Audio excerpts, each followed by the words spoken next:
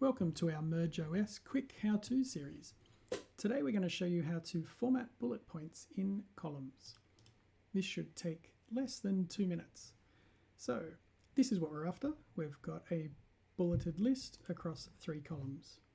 If we add new items, it will push out the old ones into the 3 columns. So let's say we start with something like this.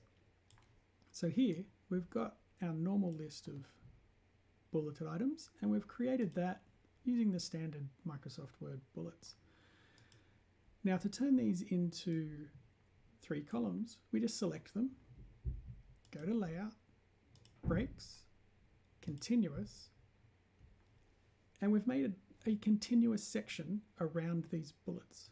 So now we can change the layout of just this section by selecting the bullets again.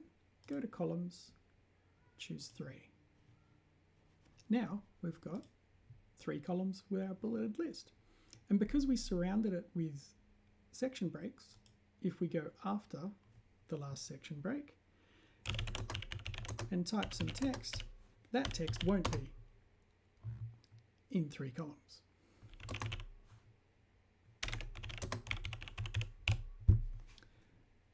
Okay, so I told you it would be quick.